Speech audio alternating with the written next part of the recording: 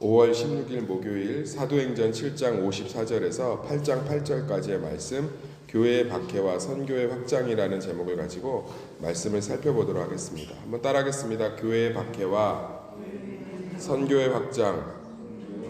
스데반이 너무나 설교를 잘했죠. 그러니까 예수님께서도 너무 기쁘셔서 스데반의 순교 직전에 하늘문이 열리고 정말 예수님을 보게 되었습니다. 그래서 스데반이 그것이 너무 영광스러우니까 아마 예수님을 실제로 이제 만나게 됐으니까 얼마나 영광스럽겠어요. 그러니까 너무 충만해졌죠. 근데 그것들을 유대인들이 보고 나서 도저히 감당할 수가 없는 거예요. 그래서 소리를 지르고 돌로 쳐서 스데반을 결국은 죽이게 됩니다. 사랑하는 성도님들, 세상이 교회를 핍박해야 되는 게 맞아요. 그런데 세상이 교회를 불쌍히 여기고 있는 시대를 살아가고 있습니다. 세상이 교회를 이해해야 되는 시대를 살아가고 있습니다. 그러니까 사실 우리는 진짜 하나님의 영광을 누리고 경험해야 될 줄 믿습니다. 그러니까 스데반이 정말 참 독특한 핍박과 순교거든요. 그러니까 정말 이 구약의 핍박과 순교들을 보면 실제로 그 어떤 정권에 대한 위협이라든지, 왜냐하면 그 정권 자체가 우상을 섬겼기 때문에.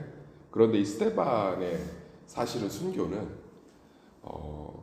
스데반이 하나님의 영광에 사로잡혔기 때문에 어둠이 그 빛이 도저히 감당할 수 없기 때문에 죽인 거예요. 사랑하는 성도님들, 우리 삶 가운데 정말 이러한 세상이 교회를 상당히 낯설어하고 세상이 교회를 기이 여기며 세상이 교회를 감당하지 못할 정도로 교회 가운데 하나님의 능력이 있는 줄 믿습니다. 그래서 우리 성도님들이 정말 이런 하나님의 영광 가운데 하나님의 능력 가운데 우리가 함께 있어야 됩니다. 그러기 위해서 스데반 집사님이 한 건 뭐죠?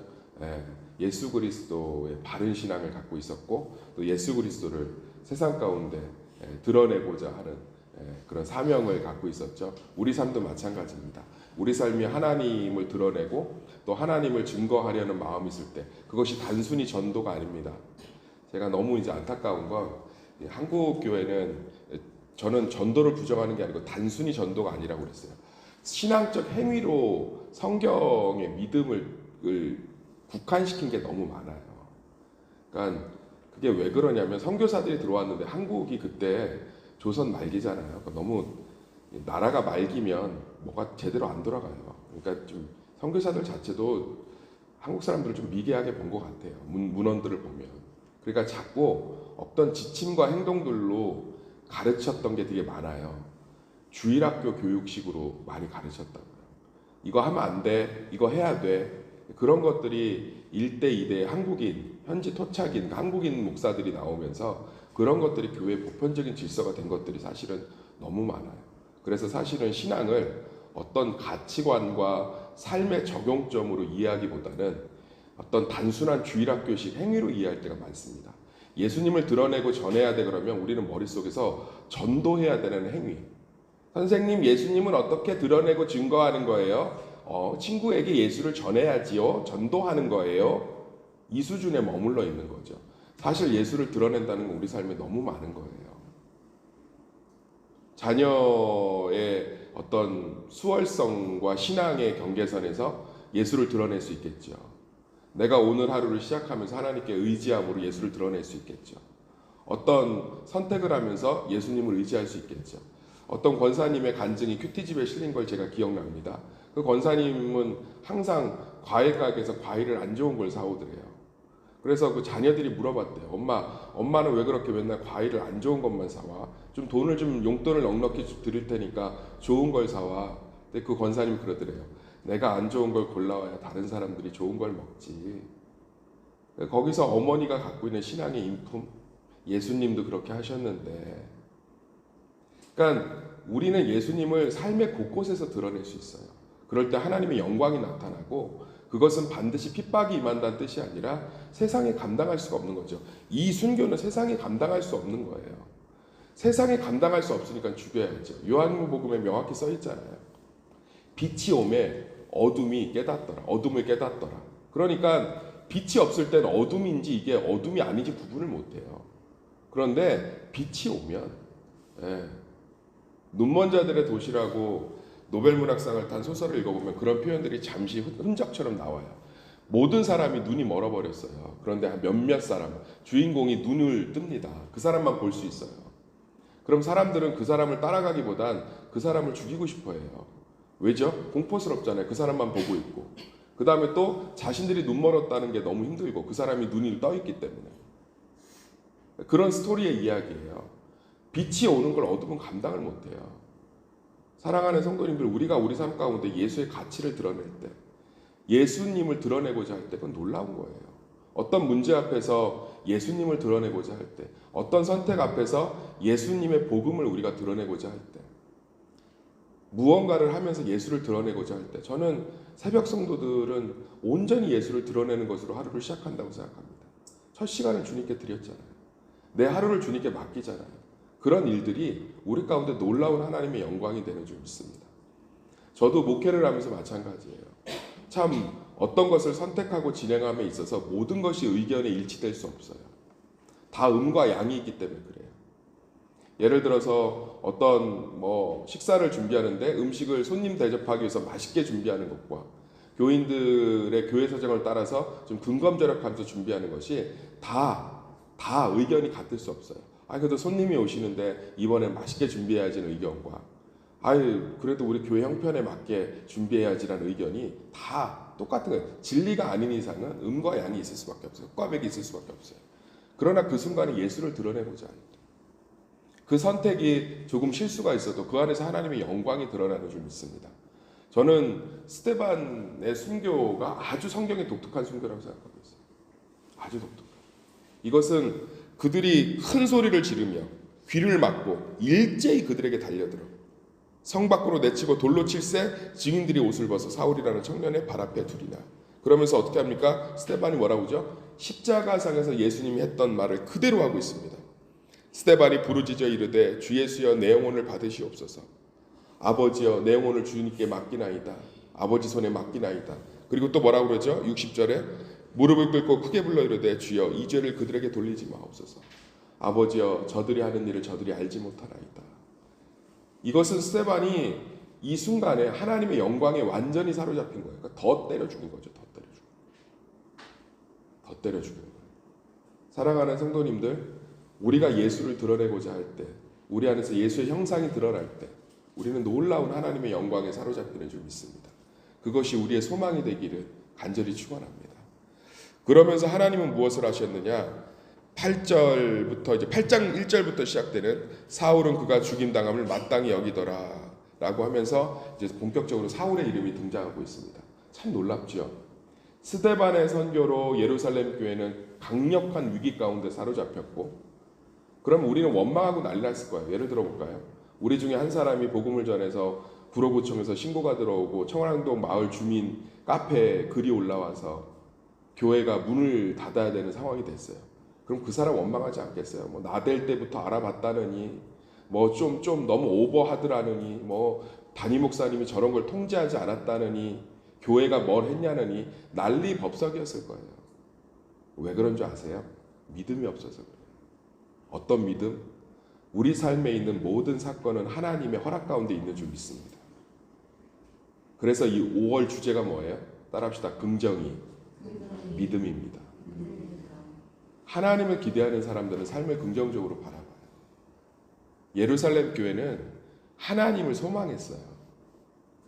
그래서 하나님 뭐 하고 계시냐고요? 너무 놀랍지 않나요? 스데반의 죽음과 예루살렘 교회 분열 가운데, 이 핍박으로 인한 흩어짐 가운데 철저하게 사울을 준비하고 계십니다. 똑같잖아요. 스데반의 설교하고. 이스라엘의 앞제성에서 철저하게 모세를 준비하고 계셨다. 하나님은 우리의 고난이 시작되는 그때부터 준비하고 계신다니까요. 그래서 우리는 부정적이지 않을 수 있는 거예요. 그래서 우리는 고난 가운데 소망을 놓치지 않을 수 있는 거예요. 빅터 플랭클린의 죽음의 수용소라는 책, 제가 아마 6월 추천도서로 그걸 추천할지 아니면 노력의 배신을 추천할지 지금 막 여러 가지 책들이 좋은 게 많아서, 거기에 보면 이 빅터 프랭클린이 정신과 의사예요. 이 사람이 유대인이라는 이유만으로 아우슈비츠 수용소에서 살아남았어요. 그러면서 이 사람이 아우슈비츠 수용소에 있으면서 왜 누구는 죽고 누구는 살아남는가? 그것이 나치에 의해 강제적으로 끌려가지 않고 그 안에서 자살을 하든 병으로 죽든 정신적 문제로 죽든 누군가는 살아남고 누군가는 죽는가를 목격하면서 쓴 글이에요. 진짜 기가 막혀요. 거기에 보면 사람에게 소망이라는 것이 얼마나 큰 힘이 되는지 모르는데 헛된 소망. 헛된 소망은 사실 부정의 반발이에요. 미국이 들어와서 우리를 구해줄 거야. 이런 사람은 다 자살해요. 그 책 보면. 헛된 소망. 실제로는 부정인 거죠. 내 삶은 그런데 작은 소망, 기대. 그날 감자 한 알이 나오는데 두 알이 나온 것을 기뻐하고 그날 하루에 18시간씩 노동을 하면서 2-3시간씩 자는데 자기 전에 누가 하는 농담에 웃고 그런 사람들은 다 굳건히 버텨내서 결국은 큰 소망, 그 궁극적 소망에 이르더라는 거죠. 사랑하는 성도님들, 사도행전이 잔잔하게 말하고 있는 걸 한번 보세요. 스데반으로 인해서 예루살렘 교회는 엄청난 고난 가운데 시작됐습니다. 그러나 그들이 요동하지 않았던 것은 결국은 일을 시작하시는 하나님을 믿었기 때문에 그래요. 집사가 이 정도의 설교를 할 수준이면 예루살렘 교회 성도들이 하나님에 대한 명확한 고백이 있었던 거예요. 할렐루야. 우리 삶은 고난이 시작되는 순간 하나님 일하기 시작하십니다. 우리 삶의 실수, 우리의 선택으로 실수가 시작되는 순간 하나님 일하기 시작하십니다. 우리가 눈물을 흘리기 시작하는 순간 하나님 일하기 시작하십니다. 우리가 아파하는 순간 하나님은 위로를 시작하시는 줄 믿습니다. 그 소망, 그 소망. 그것이 예루살렘 교회가 다시 선교를 확장할 수 있는 원동력이 됩니다. 사랑하는 새벽 성도님들, 그래도 하루를 새벽으로 드릴 수 있는 믿음 있는 성도님들, 우리 정말 우리의 삶의 자리에서 예수의 가치관, 복음의 가치관을 드러내보려고 애써 봅시다. 그리고 삶의 모든 문제 앞에서 긍정적이시기를 소망합니다. 그것은 내 안에서 찾는 마인드 컨트롤의 긍정이 아니라 내 모든 삶을 주관하고 계시며 머리카락 하나까지도 세신 바 되시며 모든 일들 가운데 일을 하고 계신 하나님에 대한 온전한 소망으로 정말 긍정적인 사람이 되시기를, 모든 트라우마로부터 자유롭고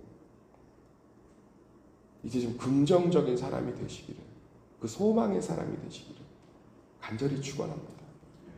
그래서 궁극적으로 하나님이 이루시는 그 열매를 기쁜 마음으로 그 열매의 순간까지 함께 나아가기를 진심으로 소망합니다. 그러면서 교회는 비로소 이제 아주 강력한 핍박 가운데 있죠. 그건 교회가 예수 그리스도의 진리 때문에 그렇죠. 그래서 그 표현들이 이제 8장 2절 3절에 있고요. 이제 4절부터 8절을 보면 빌립의 사마리아 전도가 일어납니다. 아까도 얘기했지만 예루살렘 교회는 대부분 유대인들의 가치관을 갖고 있는 사람들이 모여 있었습니다. 이들은 이방인들에게 전도를 할 수가 없어요. 할 수가 없다고. 그런데 이들 가운데 이 핍박을 통해서 사마리아에 빌립이 내려가서 복음을 전하는 놀라운 일들이 시작되고 있습니다. 하나님이 지금 여러 가지 일들을 하고 있죠. 이 핍박 가운데 교회를 우리가 생각하는 건 뭐예요? 돌 맞았을 때 돌이 튕겨나가는 거죠. 우리의 기독교는 그런 기독교예요. 사람들이 갑자기 돌을 던지려고 하는데 간증하죠. 제가 간증합니다. 사람들이 저에게 돌을 던지려고 했는데 돌을 던지는 순간 돌이 튕겨나갔습니다. 또는 사람들이 저에게 돌을 던지려고 했는데 하나님이 갑자기 그 사람들한테 마음의 회개의 마음을 불어줘서 그 사람들이 통곡하며 엎드려서 저는 죽음에서 구원받았습니다. 저는 이렇게 기도하고 열심히 해서 구원받았습니다. 스데반은 죽었네요. 이 사람 뭘 잘못했는데? 죽었잖아요. 이 안에 하나님 뭐라고 계시죠? 스데반을 그대로 천국으로 드리고 있습니다. 첫 번째, 이 땅보다 천국이 더 좋은 줄 믿습니다. 두 번째, 철저하게 예루살렘 교회가 복음으로 무장해서 이방인들에게 복음이 갈 수 있도록 새롭게 성장시키고 있습니다. 세 번째, 사울을 준비하심으로 문제의 근원을 해결하고 계십니다. 할렐루야. 사울 때문에 그때부터 유대인들은 이간질하고 이들을 혼란스럽게 하지만 이렇게 본격적으로 핍박은 못해요. 사울이 딱 버티고 있으니까. 회심하고 나서. 왜? 이 사람이 증인이잖아. 니네들이 틀렸다는. 죽일 수가 없다고. 철저하죠. 우리의 생각과 너무 다르지 않나요? 하나님 근원적으로 움직이고 계시죠. 스데반의 죽음이 필요해요, 지금. 그래서 하나님이 순교의 자리로 노출하지만 그의 영혼은 천국으로 바로 받아버리시고, 예루살렘 교회는 철저하게 변화시키셔서 강건하게 만들고 더 확장시켜서, 그 중에 사울을 준비시켜서 이 일들이 일어나지 않도록 근원을 제거하시고 복음의 확장을 더 가속화시키시고. 사랑하는 성도님들, 하나님 이렇게 주도적으로 일하고 계신 줄 믿습니다. 그것이 우리의 진짜 사도행전의 시작이 되기를 예수의 이름으로 축원합니다.